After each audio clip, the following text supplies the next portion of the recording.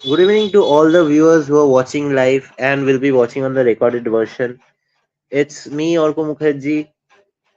Though we have some issues with the this e-participation form, as it's currently on a delayed process due to some issues we are facing. So we will come up to that from April month, and we are trying to do our best to restart that again on April month. So without wasting any more time, let's just jump on our 30 seconds countdown time.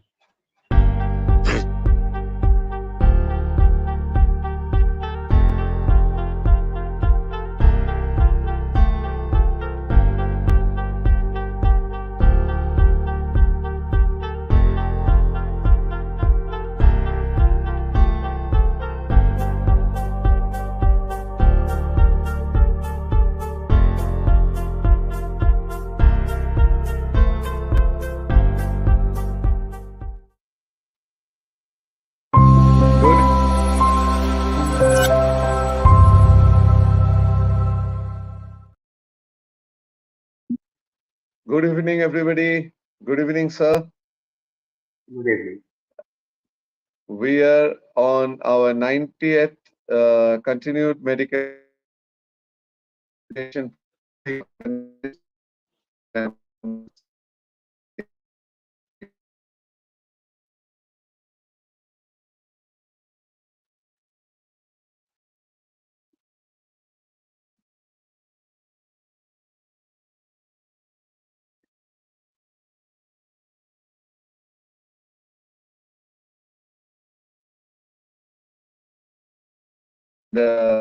we apologize for the network delay.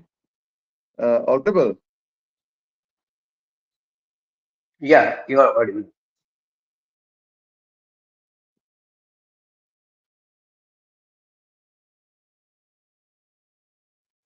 We There is have some network issue. proud. We are proud to be an NITian. Yeah, we are proud to be an NITian to share this proud moment that just yesterday, day before yesterday, NIH was flooded with 4,000 plus single day outdoor patient turnover. 4,100 plus to be precise had taken treatment, visited NIH, and been dispensed with medicine. So it's a proud moment for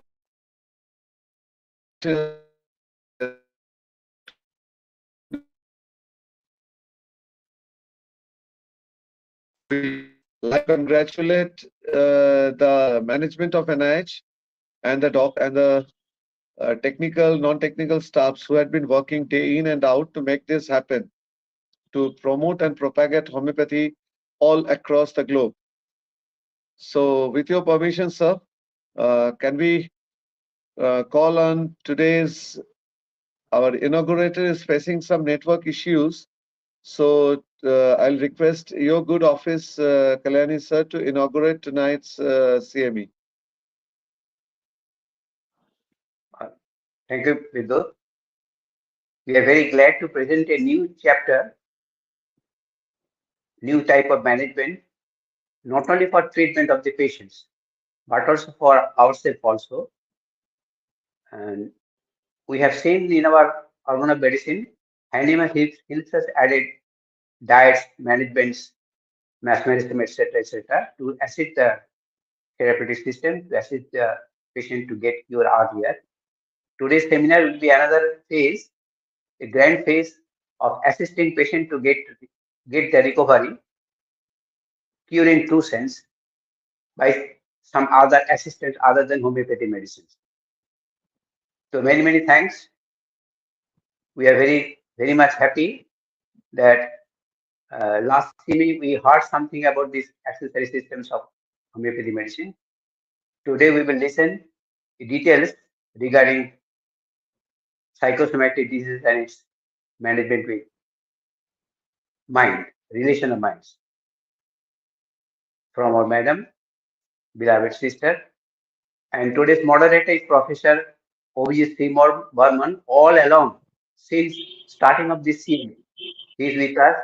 Anytime we have asked for help, he has assisted, he has come forward, and by spending his valuable time, he has come to speak, moderate, inaugurate, etc.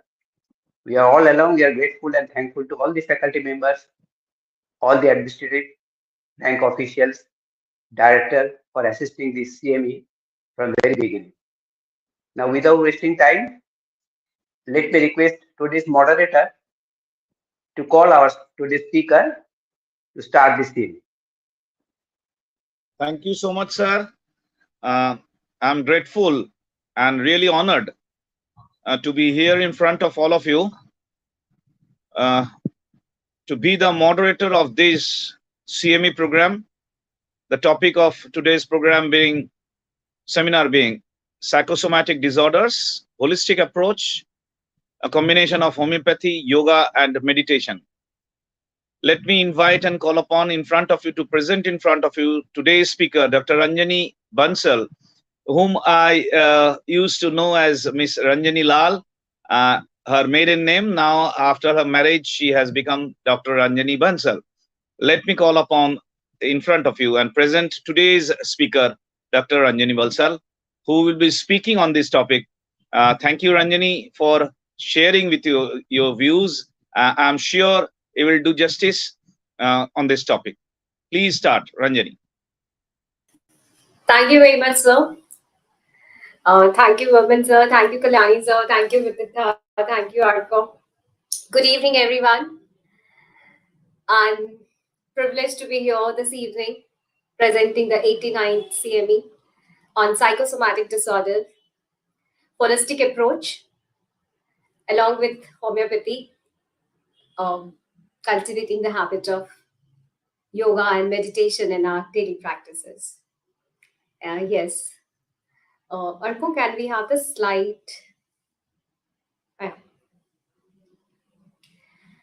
So good evening once again, everyone.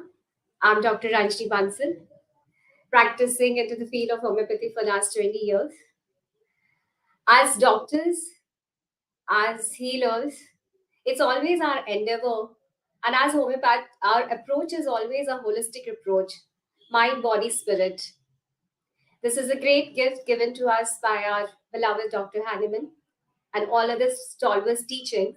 We have been always on this path to give our patients who are the ailing person coming to us, to give a holistic relief to them, not just palliate their symptoms, but to relieve their symptoms in an overall perspective. So with this intention, I was always driven, like in today's modern day, when we are all busy with some of the other things and we want quick results. And homeopathy has always been like, is that stigma attached, however quick results it may give, but it always has that stigma that it is slow, it takes time. But we fail to understand that a lot of things is included for a well-being. It's just not one aspect.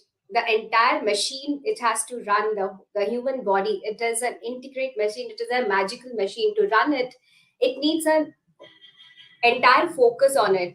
Every machine comes with a manual except for a human body.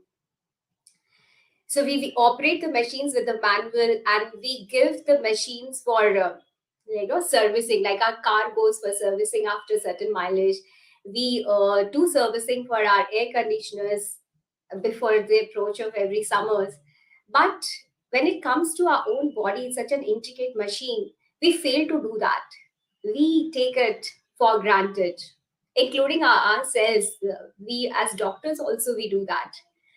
So let's understand psychosomatic disorders, a holistic approach. We as doctors already know about it, but I will not go very much in detail into each and everything, but just take you a view onto that.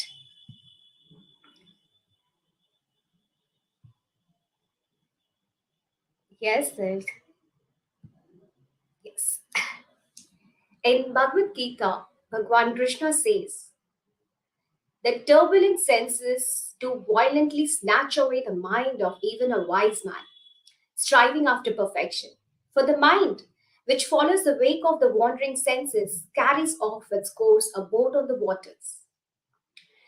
This verse, taken from the chapter 2 of Bhagavad Gita, highlights the struggle faced by individuals in managing their senses. The senses are like wild horses. It can even overpower even a discerning person's mind, disrupting its inner equilibrium. Hatred, anger, lust, greed, envy, anxiety, fear, attachment are the currents that agitate the mind, making it challenging to maintain the self-control and inner peace. Once this inner peace is lost, once that self-doubt comes, how to do, once that worry is there, anxiety is there, constantly worried about the past, that mistake we have done, or the guilt, or the shame, or certain beliefs that we are carrying on without knowing its effect, and anxiety about the future, what will happen, how will I do. In these days in present Gen Z, the anxiety and depression is a normal term for them. It's very normal for them to be anxious. It's very normal for them to be depressed because they have known that this is how the life is. But as homeopaths, we know this is where the senses, when deeply affected, chronically affected, the patients that come to us have with the derangement in the body is nothing but the disturbed mind, body, and spirit. So let's understand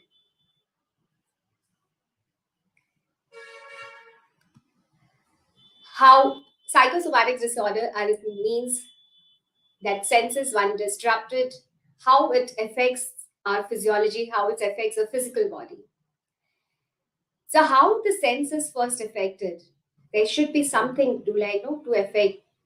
If we are feeling something hot, because if my skin is feeling something hot, that means there is some stimulus. Due to that stimulus, I feel either the heat or the cold. So stress. There need to be some stimulus, the stressor. So when an individual, anyone, it can be, we as doctors can be, because any human being, today we are doctors, we are one step ahead, and we are there to help others in showing the path how to lead a healthy and peaceful life. We are just little more learned, but we also go through, as human beings, we also go through this. So there is a stress, there is a stimulus, a challenging situation.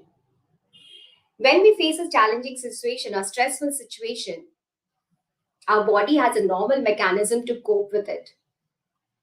The entire hypothalamic pituitary adrenal axis gets activated, the nervous system gets activated. When this activates, in the challenging situation, the heart rate increases, the bronchioles of the lungs dilate, so our breathing increases. We might have seen, like, for an example, if you're going on a morning walk and suddenly you see a snake coming from the opposite side. So this is a challenging situation. This is a stressful situation. What happens? You are like, your heart rate increases, you're breathing fast, their entire, the liver converts the glycogen glucose, there's a glucose rush. You're in a situation to run or shout. So we come to a situation where we have to either fight it or flight. Flight is run or face it.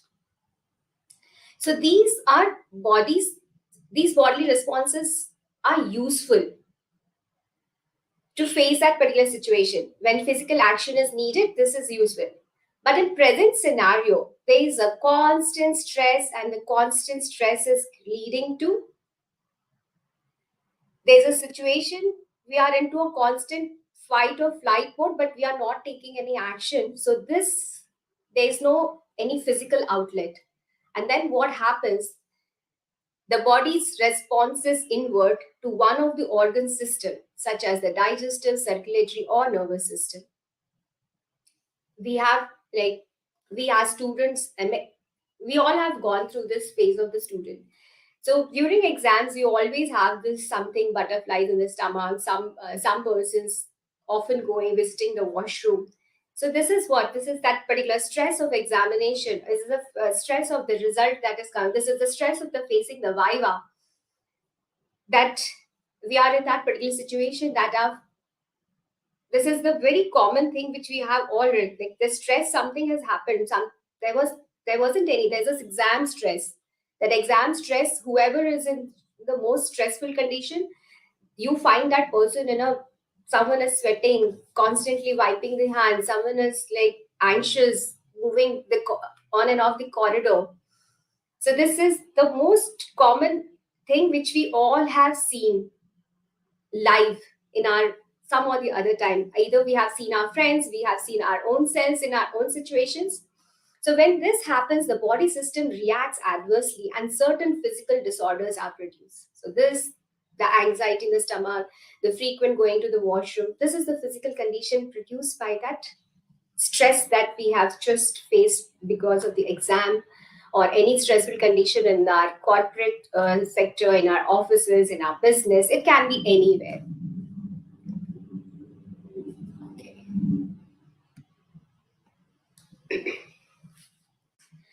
The sorrow that doesn't vent tears make other organs weak. The term psychosomatic disorder were first used for insomnia in 1818 by Dr. J.C. Henron. Various disorders which are considered under this category in present times are the common ailment that we have seen during our exams is present. But the chronic stress can lead to all these things: ulcers, hypertension, backache, migraine, diabetes, rheumatoid arthritis, skin ailments, allergies, asthma, insomnia, and many autoimmune diseases, and many more. These are just few things which I have written over here, but there are many things, and even modern day medicine does agree that more than 90% of our ailments are psychosomatic origin.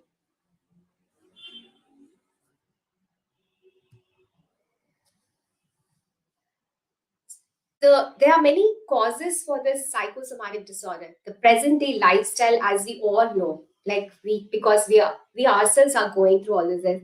There's so much of demand. There's so much of peer pressure. There's so much to do in a very short span of time. So all these affects a person's coping skill, leading to burnout and ultimately to illness. The sources of stress can be anything: environmental, personal, domestic, at work, caregiver stress, corporate stress, computer stress, social environment, social media stress, age and gender related stress. These all can be in combination. They can be one or two if some person is very able and handling it very well. It can be, but every one of us is going on the some or the other stress. So we can have few of the combinations or all together.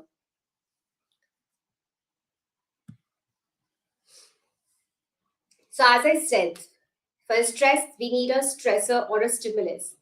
So Saley in 1956 popularized the concept of stress as a response to stressor, that is the stimulus. He also gave the concept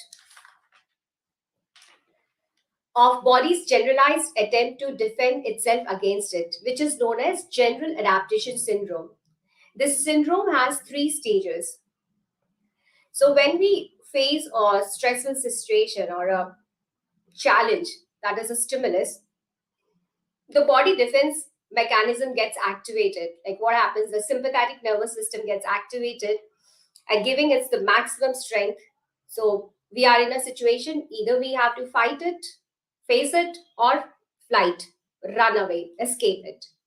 The first stage is that alarm stage. The sympathetic nervous system gets activated. It is a normal body's response. And then is the second stage called as resistance. Due to continued stressful situation in one's life, day to day, day in and out, throughout the day, they're in a stressful situation, and this is a new normal for them. it has become a new normal situation for the person, and then slowly our body has to adapt to this new normal situation. The person looks outwardly very normal, and everyone feels that the person is normal, but physiologically the body's internal function is not normal. Something or the other, the patient keeps running from one doctor to the other, from one test to the other. The person is feeling something uneasy, something is not good, something is happening. But yes, to going from one doctor to the other, to from one test to the other, still not coming it, because the test, if it has to come to show something stressful situation on the papers, it has to cross certain parameters, which is again decided by learned people. So unless and until that parameter matches, we cannot say that you are hypertensive or but certain thing has already disrupted into the physiology. And then comes out the third stage, which he calls this as an exhaustion stage. When the new normal stressful situation has become a new normal, then this sympathetic nervous system, which was activated due to stress, now it is, because it has become a new normal. Now what happens, the parasympathetic nervous system gets activated, and due to this the ability to resistance is depleted, and there's a breakdown, and this leads to illness.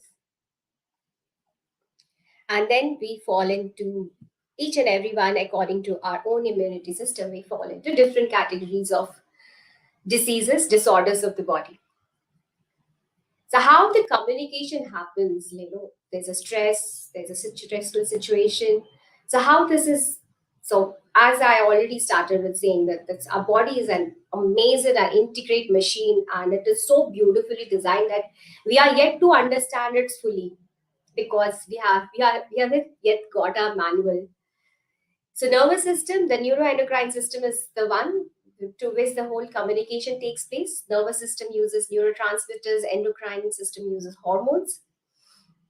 And all these is for activation and control of behavior such as sex, emotion, eating, drinking, and regulating bodily functions like growth, reproduction, energy use, and metabolism.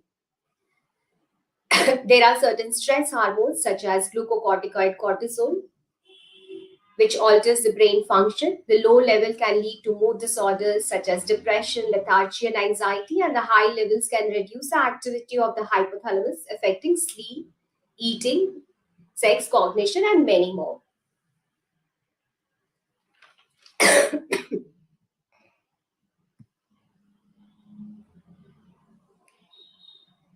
Let's first meet our happy hormones, the happy chemicals. There are certain chemicals, there are certain hormones which helps us in everything that this body has been created. The response and to be given by the body was mechanized in a way so that we are in a state of equilibrium. But because of our own so-called wisdom, we have misused or misunderstood certain things and overboarded ourselves. So we have certain happy hormones which we call as, they are serotonin, dopamine, oxytocin, endorphin. So now dopamine controls movement, memory, attention, learning, and the pleasure and reward centers in the brain. You see an athlete running that or examination, you have to give an examination, that a student knows that he will get rewarded, or in a race he will get rewarded, appreciated. So there's a immediate dopamine rush. You have to do certain act, you have to do a bungee jumping, you need that adrenaline rush, as well as that the rush of the something in return you will get a reward, that gives a rush for us to do that particular act. So the low levels are linked to health conditions like Parkinson's. Low levels of dopamine are linked to health conditions like Parkinson's disease, restless leg syndrome, and ADHD. And then we have, as we are talking about this happy hormones, so then we have the serotonin.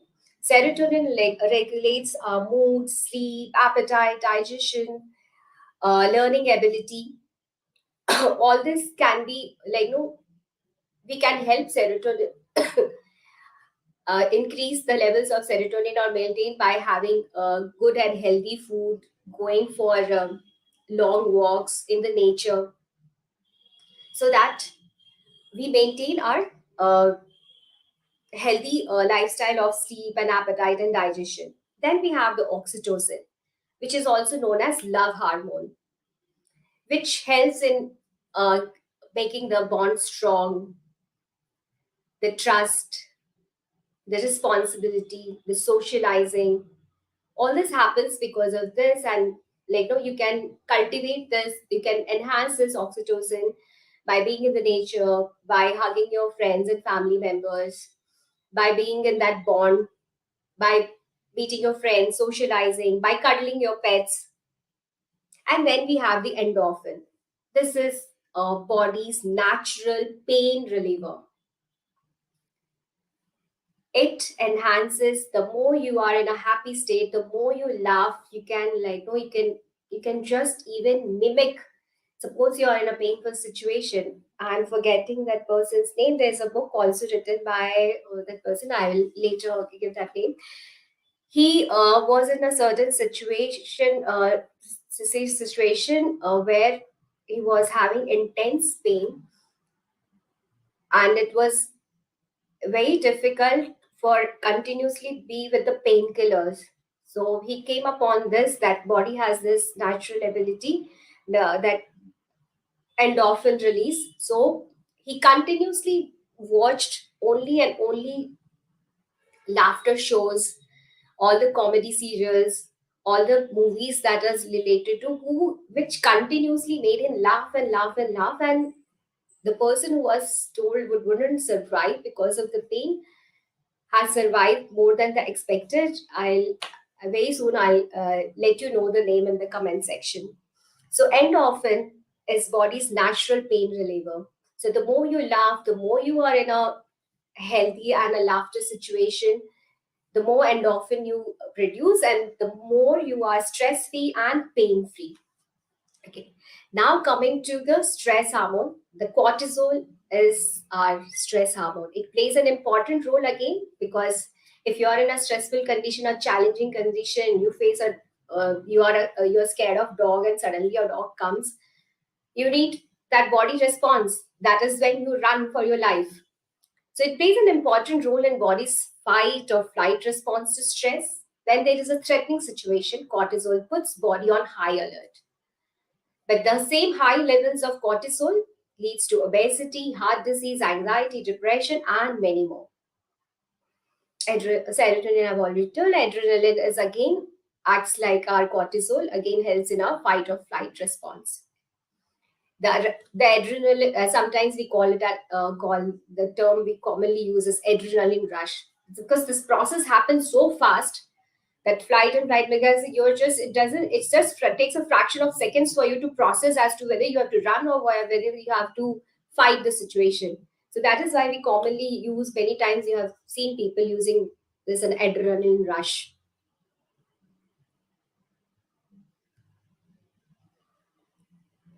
Okay, so with this, this is the understanding of try to give it, because as we as doctors already know in depth about the psychosomatic disorders and how it manifests, and in various disease conditions, what are the symptoms, of high blood pressure, what are the symptoms of many of the autoimmune diseases, diabetes, skin ulcers, and everything.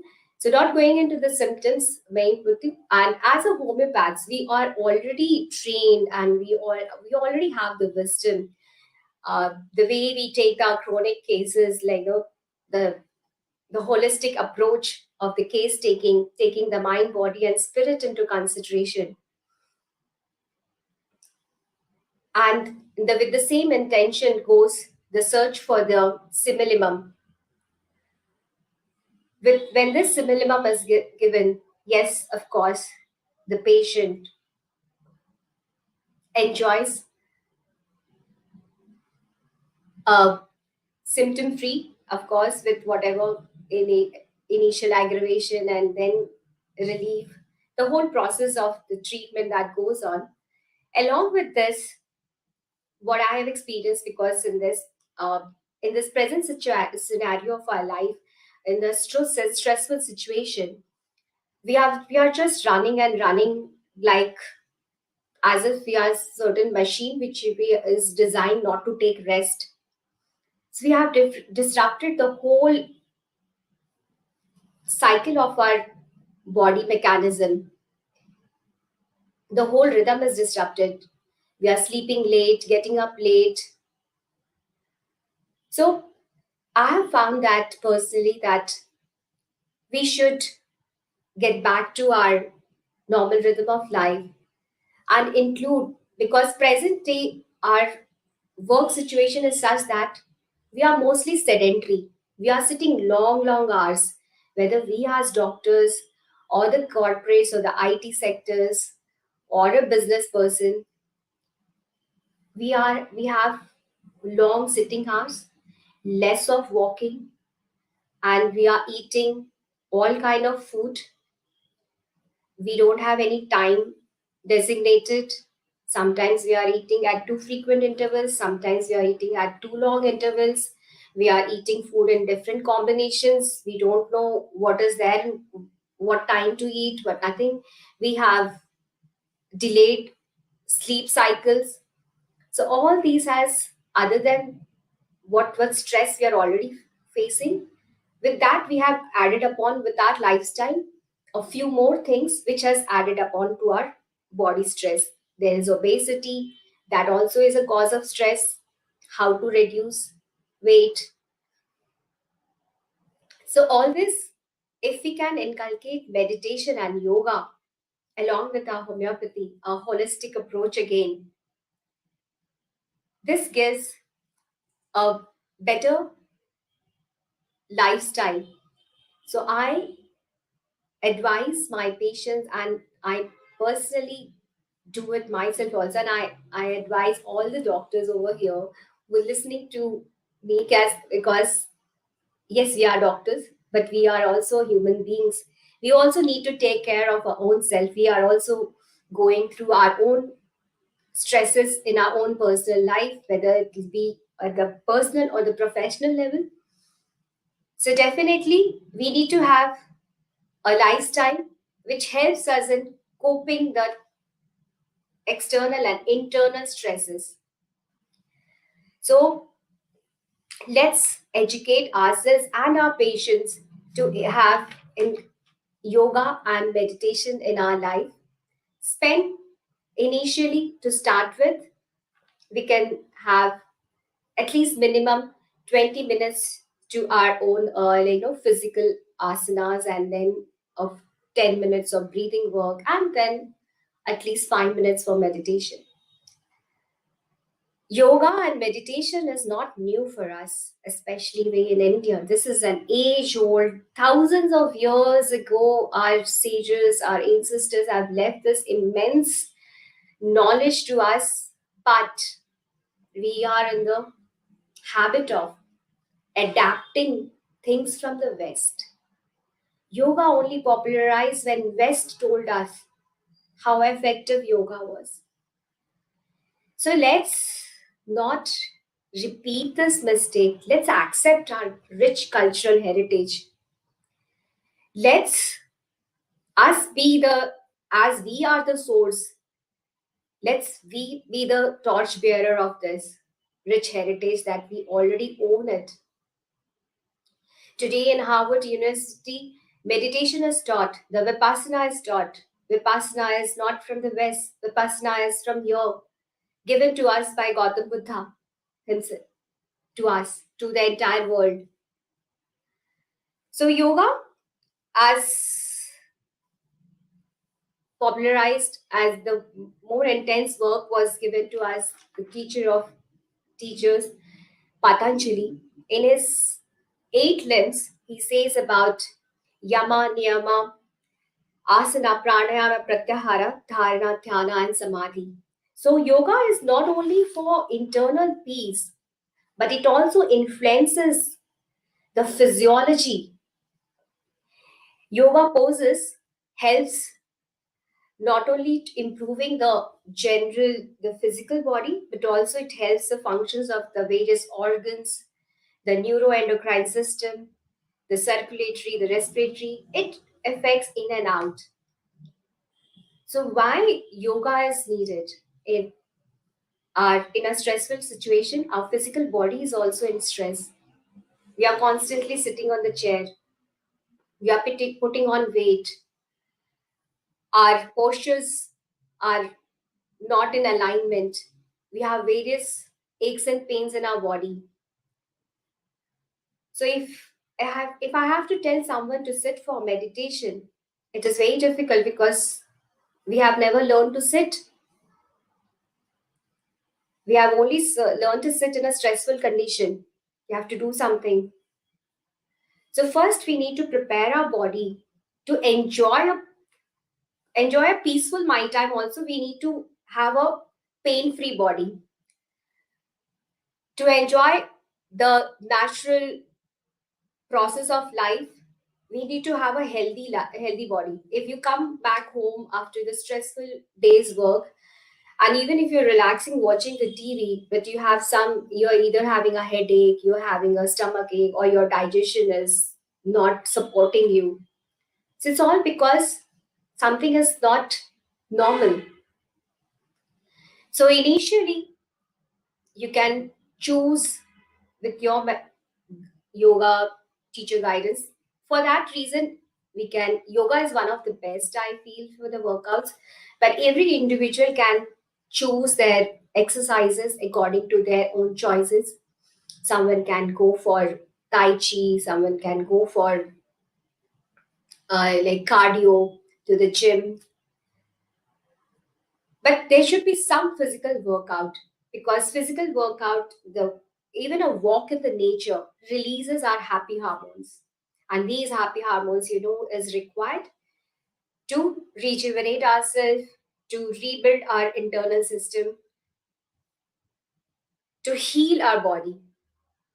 So initially we can choose certain asanas which our body supports, and slowly when we start doing, we can go towards a little complex asanas. So initially, to start with, you can do Tadasana, which is a tree pose. You can do butterfly, so that your hip joints, your back relaxes. Because in a stressful situation, our muscles, our joints, everything is in a stressful condition. And in a stressful condition, there are certain acids and gases that is accumulated, which further deteriorates our health. So when we do these poses, we attain certain pose which relaxes our muscles, which relaxes our bones. And when we are doing certain asanas, like suppose we are doing Bhujangasana is a cobra pose, where we lie down on our abdomen, prone position, and lift our upper body up. So when we are lifting our upper body up, we are breathing in. So there are techniques to, like, it's a normal response. Whenever you bend back, you breathe in, and whenever you bend forward, you breathe out. So automatically, when you're doing certain poses, your breath is coming under control. And every one of us knows, when you are angry, your breath is altered. When you're calm, your breath is altered. So with the regular practice of your yoga asanas, your breath is also getting controlled. You know when you're doing certain asana and you're holding that particular asana in that particular pose for a minute or two, you're also conscious of your breath. So there are few certain simple asanas which you can do, as Tadasana, as like, and butterfly asana, the Bhujangasana, the Ardha Halasana. So at night, even before sleeping, there should be little gap between your dinner and sleeping. That is minimum 2 hours. So you can simply sit in Vajrasana. That is very simple. This is how you sit. Like today, I'm especially sitting on my mat itself so that I can show you. So this is the Vajrasana. This is very good for your digestion, and it keeps your spine erect and it relaxes you. Just simply sit in this position. If you have certain problem in your legs, you can put a cushion under it. Yeah, you can, thank you. You can put a cushion under your leg, like I have this. So you can put this cushion like this and just sit. And even if you can't sit over here, you can put a cushion over here also. And sit in this position and just relax, close your eyes and and this is one of the position to sit in a meditative state also. And this you can do immediate. This is the only asana which can be done immediately after eating also. Rest of all asanas, you need at least minimum 2 to 4 hours of gap. So this one you can do, and then you can do Ardha Halasana in your bed. Ardha Halasana is you have to both the legs up at 90-degree, and this helps in not only relaxing your legs, your back, it also helps that blood flow against the gravity which you're constantly standing throughout the day on your both the legs.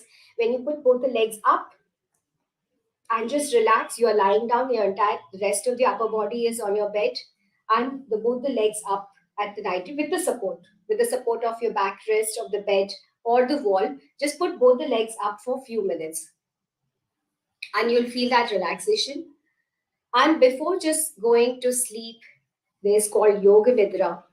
Just simply relax, leave your entire body in a loose and just be with yourself. So this is what like how now yoga asanas help. As I already told, it helps the whole physiology. So the autonomic nervous system gets activated. The sympathetic nervous system, which is known for the fight or flight response, its not normal function prepares us to respond to escape or to the threat. While the parasympathetic nervous system regulates the rest and digest response, such as reducing the heart rate, increasing the digestive ability, lacrimation, and salivation. When a perceived fight or flight situation is over, the parasympathetic nervous system brings back the normal state of calmness. So, in a balanced life, the sympathetic and parasympathetic nervous system takes over. You know, if we are in a stressful condition, sympathetic nervous system comes into act. If the situation is the fight or flight situation is gone, the parasympathetic nervous system takes over and gives us a calm state. But however, in the present scenario, this is not there. Many of us are chronically stressed. Day in and out, we sleep with the stress, we get up with the stress, we are stressed. We don't have there's hardly anyone you will find there saying, oh, I had a good sleep. Everyone will say, I had a sleepless night, or I had a disturbed sleep. I slept for 8 hours, but I'm still not feeling fresh. This is how the complaints come, because we are chronically stressed and we find it difficult. We find it difficult to shift out of that fight or flight mode, even when the stressful situation has passed out. So this is where, inculcating this along with our homeopathic medication, along with other medication, if we inculcate this healthy habits of including some exercises and meditation in our day-to-day life, it not only will help you lead a healthy lifestyle and healthy, and gives you a more boost to tackle each and every day situation, because you are having a healthy body with a healthy mind and a healthy spirit. Any one thing is disrupted, the whole scenario changes. So with yoga, we always add on to it the pranayama. The pranayama is nothing but a breathing technique. So breathing technique is not just inhale or exhale. It's deeply engages our lungs and the diaphragm.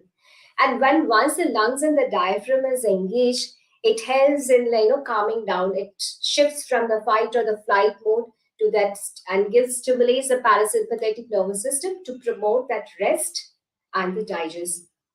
So when you just spend that half an hour to 45 minutes of yourself, your rest of the day is taken care of. And then when the body is prepared, we have prepared, like, what is the most difficult thing? If I ask you, what would you say? What is the most difficult thing to do? Is it lifting a very heavy object which is beyond my capacity? Suppose if I have to lift a 5 kg or a 10 kg, it would be difficult, but we will find out a way to lift it up. For me to, if you ask me, the most difficult thing is to sit quiet. If I tell you that you need to just sit quiet for at least 5 minutes, doing nothing, no scrolling of the mobile, no scrolling with your laptop, no thinking, nothing, no planning for tomorrow, no planning the holiday, no planning like what's left out or left over, just simply sitting. It is the most difficult thing, because if you sit, your mind is constantly running, or you cannot sit because your body is not supporting. But as because we are regularly, we cultivate the habit of doing our exercise and yoga, your body is prepared to sit without giving you some aches and pains. Because when it comes to meditation, what is meditation? Meditation is just calming down yourself and trying to find peace within yourself. The peace will come only when your body is supporting you. Suppose you're sitting, but you're like, you have to move your leg, you have to shake your neck. And if you're constantly doing for 5 minutes like this, where is the peace? Peace is like you are just like enjoying in whatever you're doing, wherever you're sitting, you are just within yourself and you're happy. Nothing is disturbing you, no knee pain, no tingling or numbness in the feet, and you're able to sit. Like I'm say for last 1 hour, I don't know, yeah, last 1 hour I'm sitting in my on my mat, and I'm enjoying. I hope most of us can sit like this, and it's very difficult. Today's many of us, I have seen, we cannot sit in our Indian commode system. That simple squat is not possible for many of us. That is the most difficult asana. That Kag asana, people are not unable to sit. They are either on their toes. This is what I call that the Indian squat system. This is very difficult for any one of us to do it. They are just doing like this and they're falling off. So preparing our body is very important. Healthy mind, healthy body, and it's vice versa. So now, when the body is prepared, so then is what I suggest, like one should sit for meditation. Meditation is not like, meditation has always had this stigma of like, it is for old age people, or it is for people who have retired.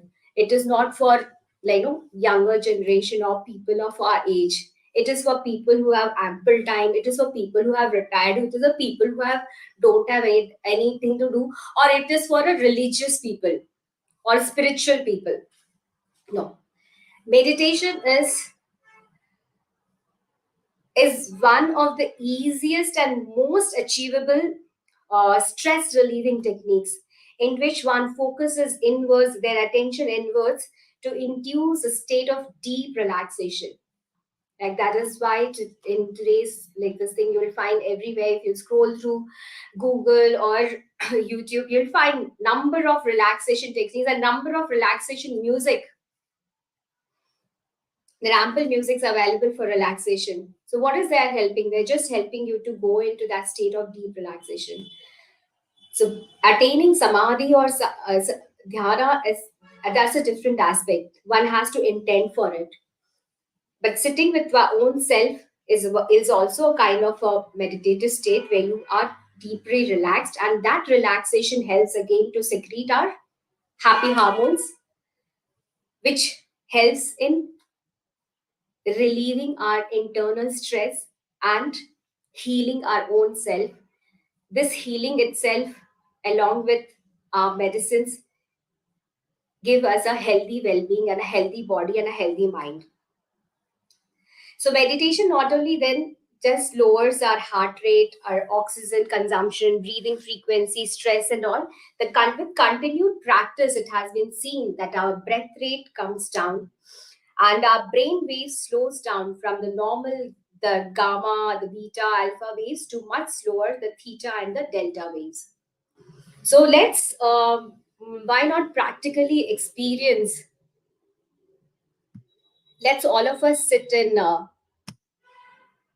Okay, can we just?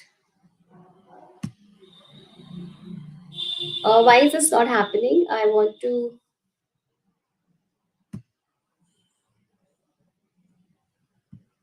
open this music. Arka, can you help me?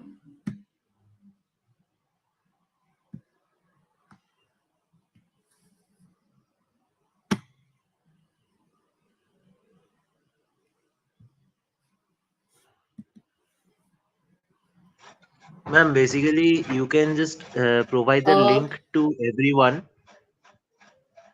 or just clip it up from your original PPT. Just click on it on the original PPT, or take your cursor to Okay. that link if possible. Take your cursor to the link. If it's not working, then just copy that full thing and open a new tab, and then I will tell you the rest of the details if possible. Okay.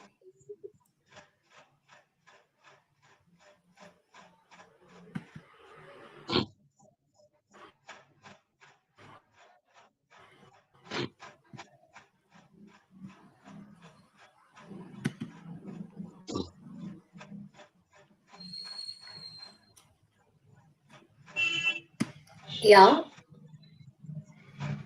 It's not working, right? I've clicked it. The You have music is clicked it. playing. So the music will be playing, but the Yeah. main thing is that just pause it, because it will be not playing on this stream, and Mm-hmm. I am doing the process for Okay. that thing. Just again, you have to do the presentation part again. Means the presentation means that that the process of presenting the screen that I have told you before the starting of the CME.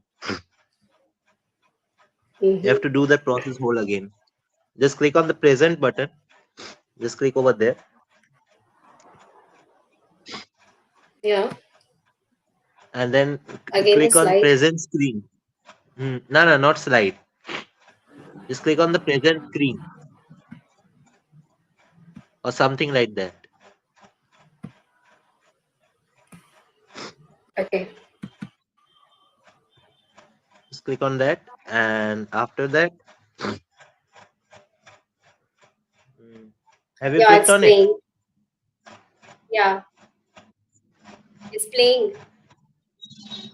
It's playing on your screen, but Arey, it's not playing on over here. but it's showing. It's Now showing just start on. sharing. Then again start. Just start once again. Was the same sharing? It's sharing. Just start again.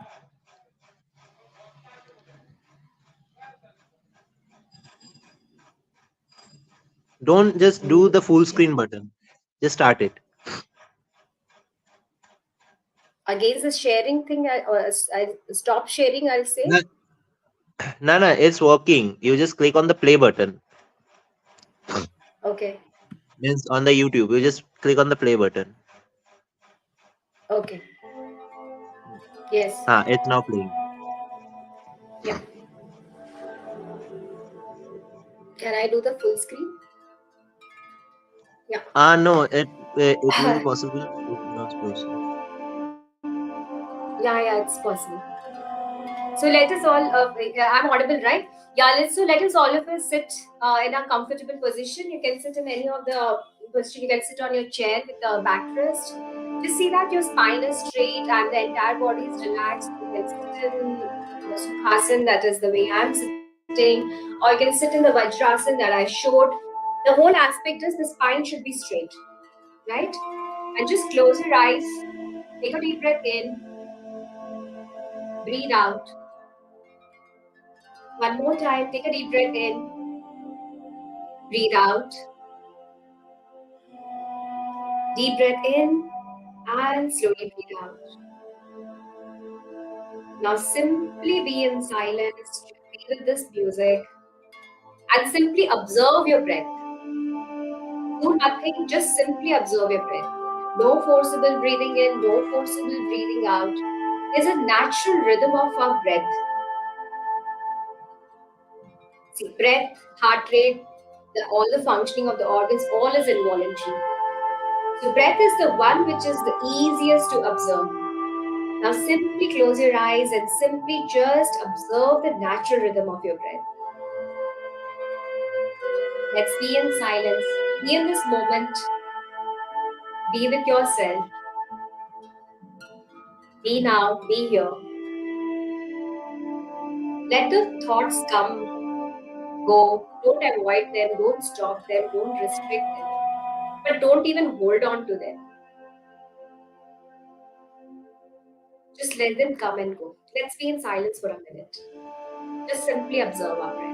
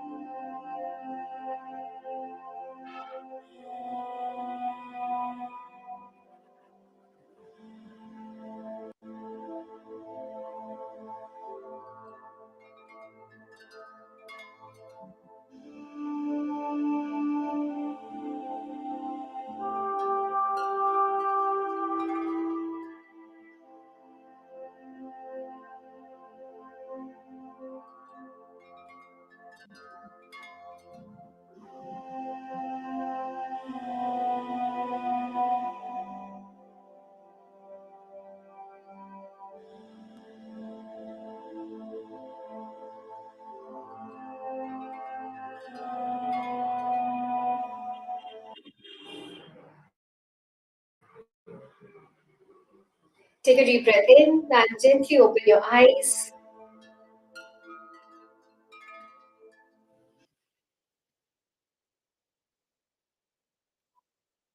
See that, like, simple as that 1 minute itself must have given you an amazing experience.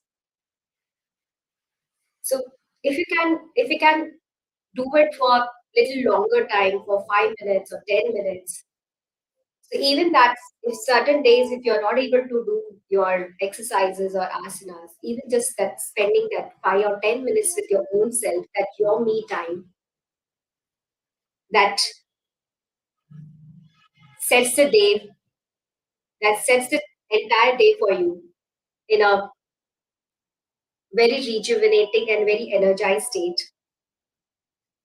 So that's all from my side regarding the holistic approach, regarding my endeavor to give as much as possible to my patients so that they enjoy a healthy lifestyle, a healthy body and mind, so that it helps them in leading and facing their day-to-day challenges in life with certain ease. That's all for today. Thank you. Thank you for patient listening.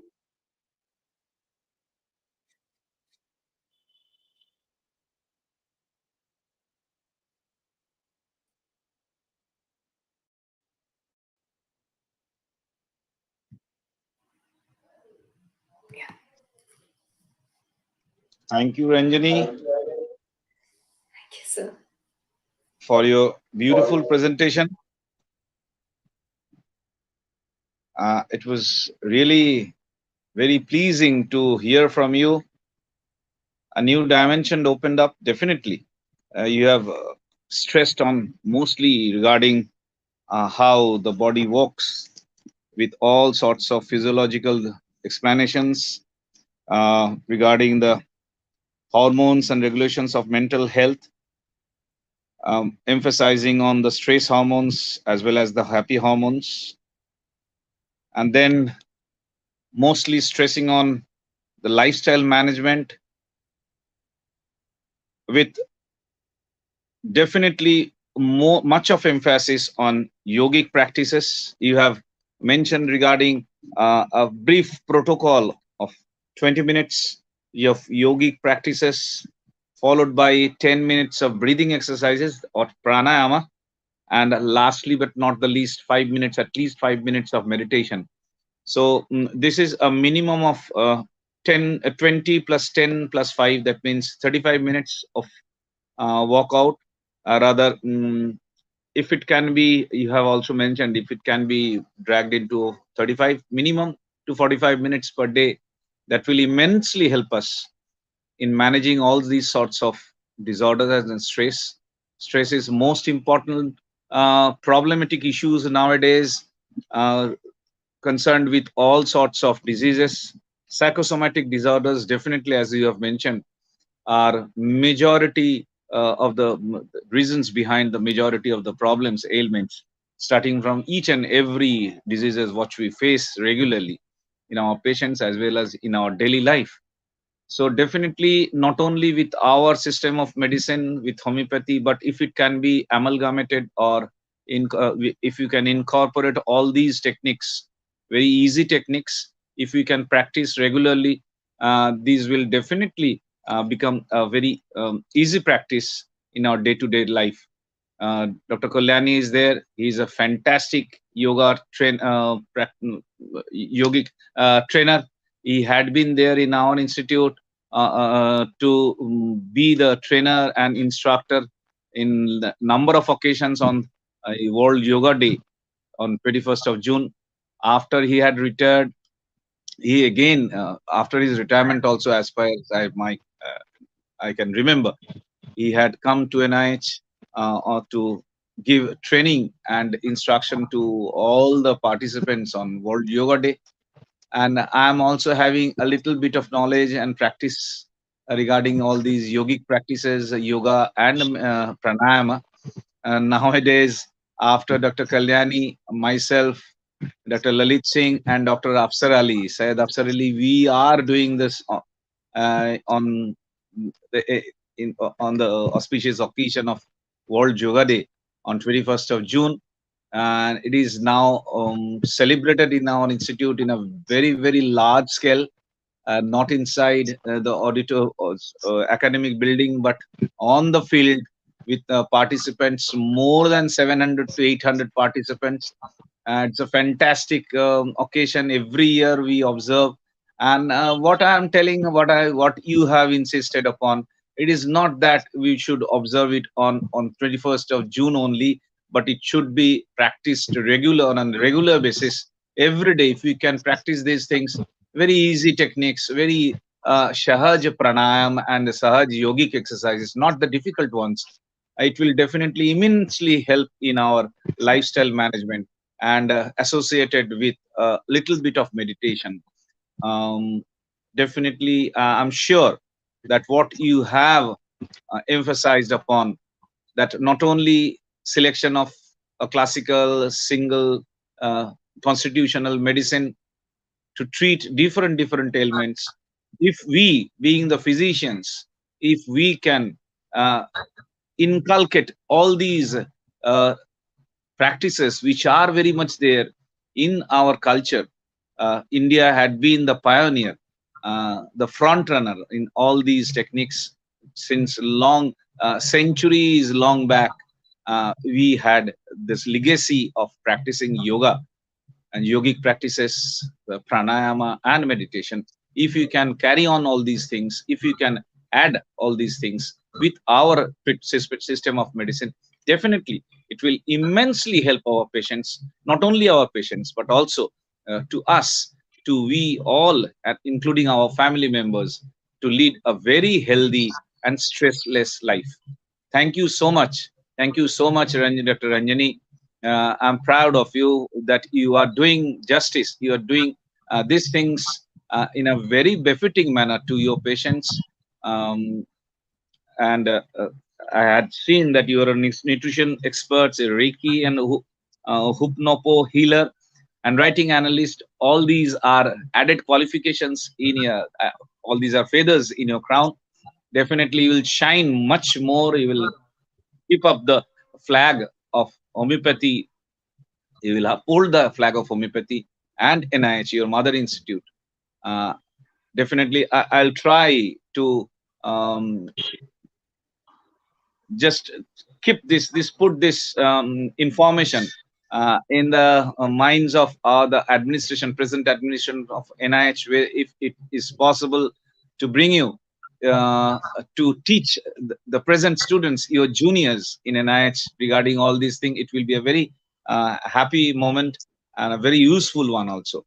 Thank you so much for sharing your views in such a befitting manner. And probably Velu, Dr. Velu has, my dear student, Velu has also joined. Sir, And he namaskar, will sir. also Namaskar, sir. comment on this. Nice to Namaskar. see you, Dr. Velu. Velu, Thank how you, are sir. you, Thank you, Velu? sir. I'm fine, sir. Fine, sir. All your blessings, sir. Okay, your views are also very well. I'll be waiting to hear from you also. Sure, This much sure, from sir. my Sure, side sir. as of now. To Velu, due to some technical issues, he could not Yes, yes, join sir. Yes, sir. initially. Yes, now you can speak, Dr. Velu. We'll be Thank you, sir. Thank waiting you, for sir. you. As Dr. Ranjani has told, sir, the main basis of our Indian culture is the unification with the supreme vital entity. That is, in quantum physics, they say that there is one singular field, that is the unified field, which is behind every phenomenon. So that unified single field can be named as anything, but it is a unified single field. So when I was in Calcutta, my friends used to go to see Kapil Muni's mutt. It is in Sagar Island.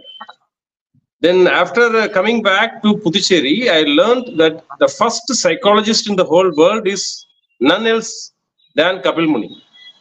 Because Kapil Muni's Sankhya is the first literature which deals elaborately with the human psyche.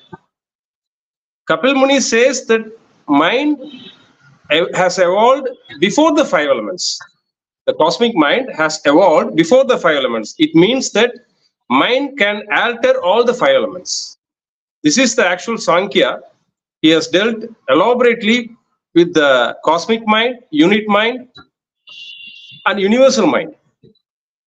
So I'm now working on integrating Kapil Muni's Samkhya into spiritual psychology, and I hope all your blessings will be with me, sir.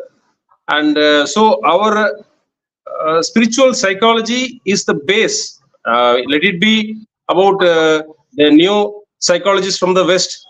Let it be anyone. But the first psychologist in the whole world was Kapil Muni, and Buddha was a Sakya. Sakya means the one who came from the Sanghya Sangha. Sanghya Sangha became Sakya. So Buddha took his insight from Kapil Muni. So he was called as Sakya Muni because there were many Sakya Sanghas throughout India during the time of Buddha.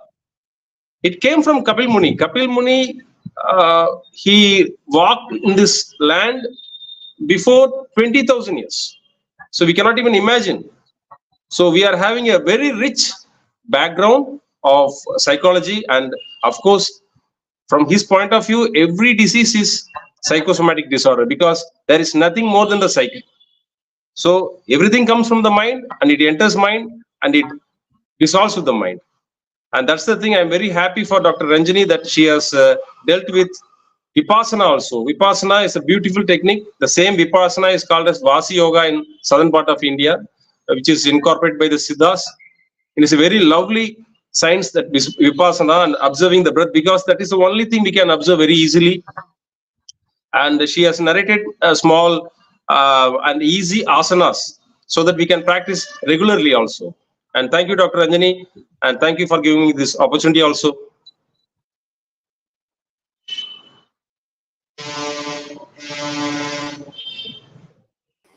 Thank you, Thank you, Velu. Dr. Thank you. Velu.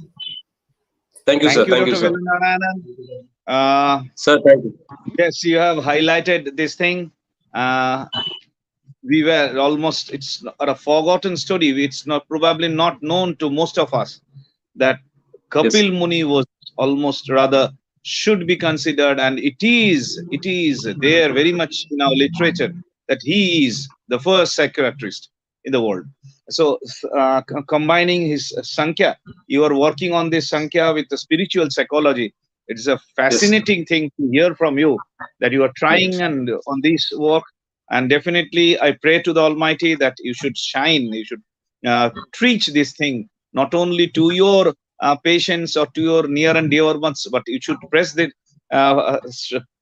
this thing. You should teach these things in a very, very large scale. And again, as like I had, it's my personal opinion that we should call Ranjani as well as to Velu also, so that both of them can come to your mother institute and teach these things and preach these things to your juniors. Now the 34th, 35th batches of students, you are from 30, only the 7th batch, my second batch of students. Now we are teaching 33rd, 34th, 35th batch of students. A big, big gap, a very long journey, and you will be proud enough to come over here. Definitely, whenever you get time, please do not forget to come and Sure. share your views with all the students, your juniors, the Your blessings. faculty, Your teaching and blessings. non-teaching staff. Thank you so much for joining with us, sharing your views in this very, very special occasion of this CME, continued CME, and had been doing so for a long period of time by Dr. Bidyut, Dr. Orko, and his team. Definitely the spearhead, the guide, most important guide being Dr. none other than Dr. Narayan Kalyani, sir. Thank you so much, sir, for Namaskar, sir. continuing this, for inspiring all of us to be here, to join and to select the different topics on various aspects, and share their views amongst a big number of listeners and um, followers. Not to elongate it further, I would like to call upon, request Dr. Devnaran Kalyani, sir, uh, to share his views on this topic. Sir. Many, many thanks. Many thanks to Professor Avijit Burman, my dear brother. And many thanks to Ranjani Bansal for giving a brilliant presentation. Physiology, psychology, homeopathy, and yoga meditation. Brilliant presentation. This will help all of us. Equally thanks to our Velu Narayan for coming and Thank you, giving sir. some information on the subject. Really, these things are very much essential. Nowadays, the World Health has concentrated on three subjects. One is promotion of health, prevention of health, and preservation of health. If we simply go on practicing and learning homeopathy, we will be concentrating only on one subject, that is prevention of, preservation of health.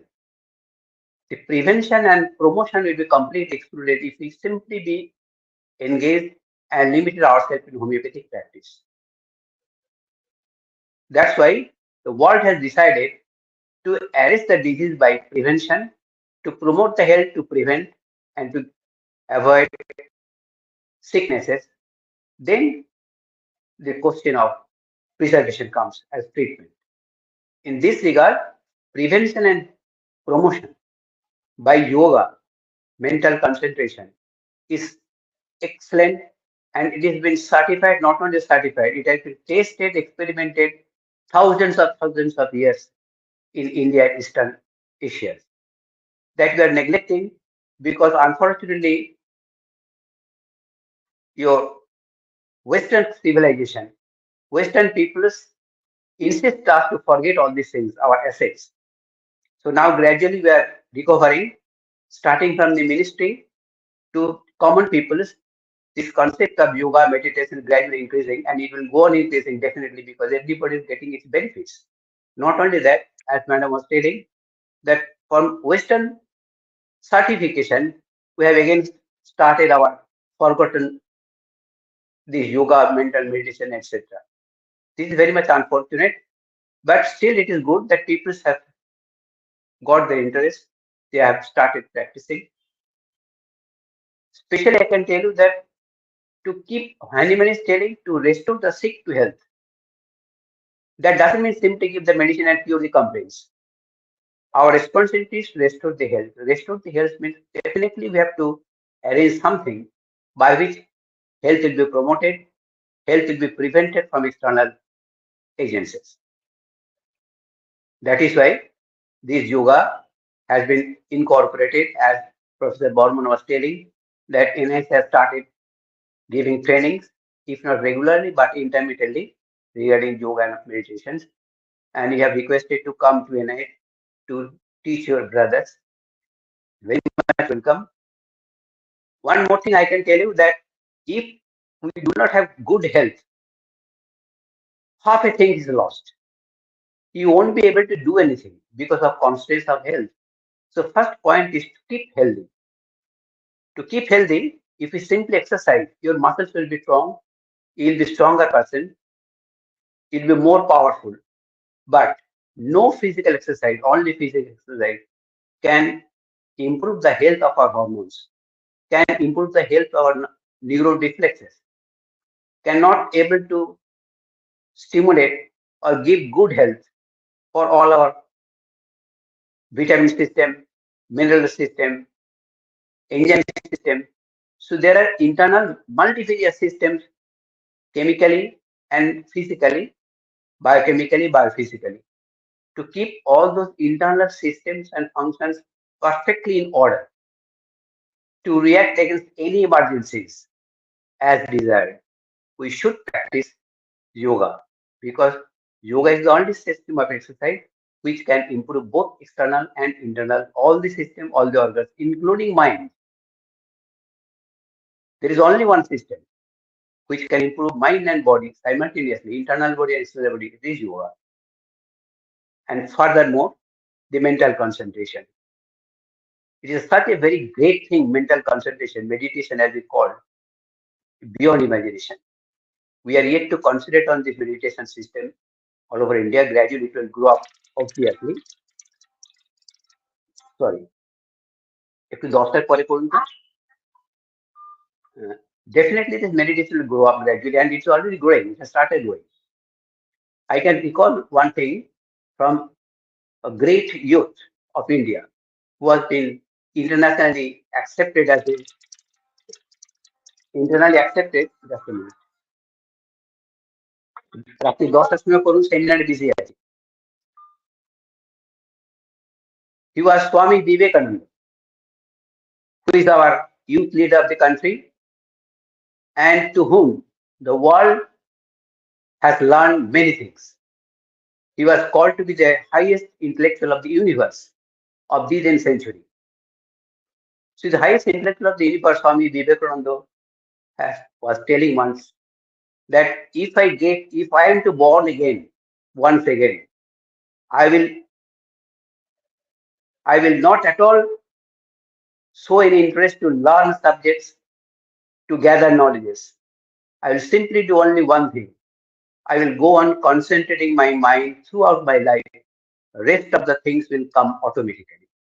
That means whatever knowledge you want, whatever education you want, whatever you want to feel, whatever you want to see, everything is possible if one simply goes on meditating regularly. Such powerful is mind, beyond imagination. Swamiji once telling that if one mind desires to that extent, he can drink the entire ocean. Such type of capacities in the mind. Many times you are asked that being a philosopher, being a sannyasi, how we are giving lectures on art. Are you well trained by art? In Western country, one meeting, to heckle him, they called Swami Vivekananda to speak on art. Swami Vivekananda accepted the invitation and went to the function, started speaking on art. The lecture was such brilliant many famous international artists, they came to him and asked him, to whom we have learned such type of art which is not even known to us, such brilliant arts. How do you know? Reply of Swamiji was, I can know, I can see, I can tell you anything, whatever I desire. This is the power of mind, of brahmacharya, means meditation. By meditation, anyone, if he is very serious, he can see, he can learn, he can experience anything in the universe. That is why yoga, meditation, other traditional system of keeping good health is very much essential for all of us, not only for the patient, but also for us also. If we are fit, quite healthy, then only we will be able to support our family members and patients. So anyway, nowadays, this type of seminars are very important to improve homeopathy even. Say, for example, a patient is suffering from some serious disease, but his diet habit is irregular. His lifestyle is irregular. The treatment will be hazardous. In spite of giving selected very good medicine, patient will not get perfect recovery because of irregular lifestyle. So it is this changed lifestyle by practicing yoga, by practicing meditation, definitely one can help best possible mind and body. So anyway, gradually we will experience, all of us should start practicing as much as possible. As Ranjani was telling, first start with the simple things, see the beauty. I can tell you one thing, from one brilliant scholar, he told, you go on practicing meditation for only 1 month. See the difference. See the beauty of the mind. By a short period of practicing, you will be able to feel that what was difficult to me has become easy. Where I was not able to concentrate my mind, I was very much tensed, I was disturbed by certain circumstances. That type of disturbances are not able to disturb me. So that means he will gradually gain mental strength. The whole world is a world of turmoils. Always external stimulation are irritating our mind and body. We cannot prevent them. These will be growing and growing and growing. But to resist them, to ignore them, to avoid them, simply if we practice yoga, meditation, and homeopathy, the best possible life, mind, body can be achieved. That I have experienced. Anyway, many thanks to our brilliant speaker, Ranjani, Narayan, Dr. Shee Burman. Many thanks for coming, giving your Thank you, experiences, and sir. we'll be expecting that near future you will again come to share your further experiences. Thank you. Thank you very much. Thank you so much. Thank you, Thank you sir. so much, Thank you, sir. Dr. Kalyani, for sharing your immense knowledge, your vast experience in this field, and enlightening us. Thank you so much, sir. Yes, it should be, as Dr. Hanneman had said, to restore the sick to health. Unless our body and mind are perfectly in a balanced condition, we cannot go for aim towards a higher thinking, higher way of life. So that will definitely be helped not only by our system of medicine, but with classical constitutional homeopathic medicine. If it is amalgamated with all these basic techniques, easy techniques, if you can practice, it becomes very easier. This will help immensely to lead a very healthy and happy life. Thank you all again, once again, to our speaker, Dr. Ranjani Bansal, to my dear student, Sam Velu Narayanan, Thank you, sir. uh, uh, Dr. Kalyani sir, Dr. Bidyut, his able son, Dr. Orku Mukherjee, and the entire team, and all the participants, all the viewers of today's CME. Thank you once again for joining with us and sharing your views, all the participants. Thank you once again, and a very good night to all of you. Over to Dr. Bidyut.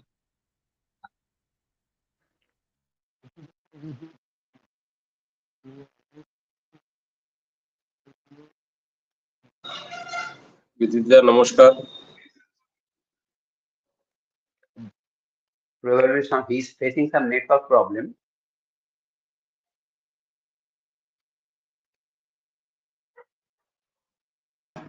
Maybe removing the headphones will be a possible thing.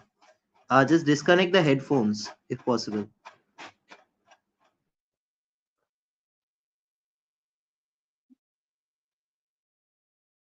Audible? Now you're audible. Carry on. Am I audible now? Now you're audible. Hello? Audible. You're audible. Am I audible now? Yes, you are audible. Take off your headphone as orchestrating. Orko, am I audible? Yes, Yes. you're Dr. audible. Bidyut, you are audible. You are audible. Dada, audible, Dada.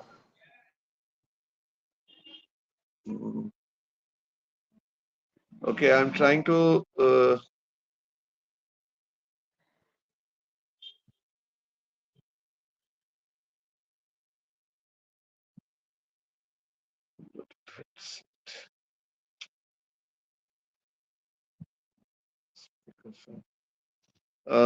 am I audible now?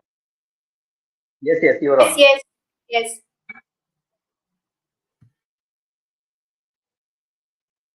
I think he's not I'm able to listen trying to us. to get the connectivity. Orko, can we help him? Just a moment. Can we help you further? Probably he's not listening to us.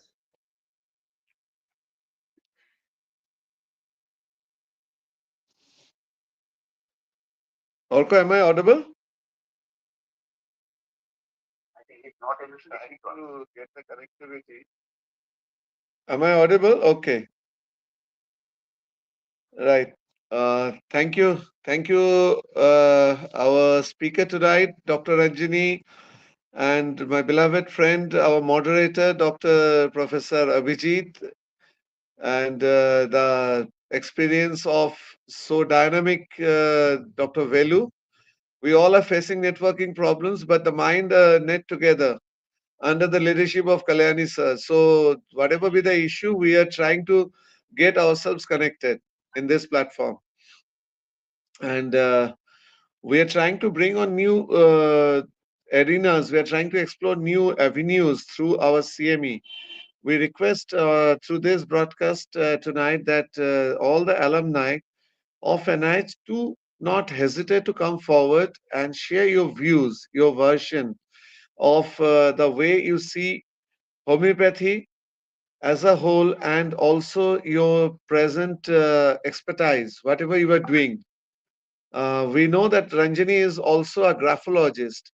So this is another new arena to explore. In the coming years, we will be waiting for Dr. Ranjani to share her views as a graphologist, and how to means how we as a homeopath can treat uh, our patient as a whole through his or her handwriting.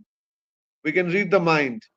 So there are a lot of things which our uh, mentor, our founder, Dr. Christian Frederick Samuel Hahnemann had emphasized, but all of them, but in the previous CME, Dr. Velu had clearly narrated that everything was there in the East, and we are so unfortunate that we are not exploring the treasures of the East. So, to quote of that famous poet Michael Madhusudan Datta in Bengali, he had written, "He Bongo Bhandare Tobo." I'll say, "Hey, Eastern India, Tobo Bhandare Tobo, Bivido Raton, Porodesh."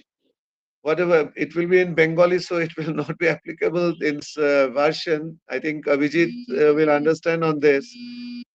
Again, I am facing network issues because of the call. So, yeah, a lot of network issues because I'm receiving calls like Kalyani sir.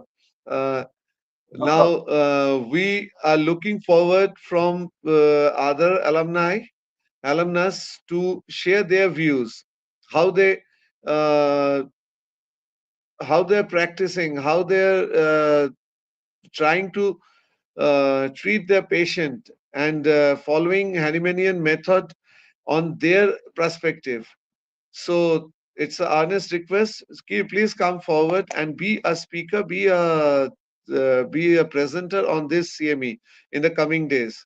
And with your permission, Kalyani sir, let's call off tonight, and we'll be meeting again Sure. on 24th of March with another new speaker and another new set of inaugurator, moderator. And thank you everybody for being with us and give your precious time tonight. Thank you. Thank you, With Dada. this, we are Thank you. returning to our Thank you, practice sir. editor, Orko Mukherjee. Thank you and good night. Thank you so much. Thank you.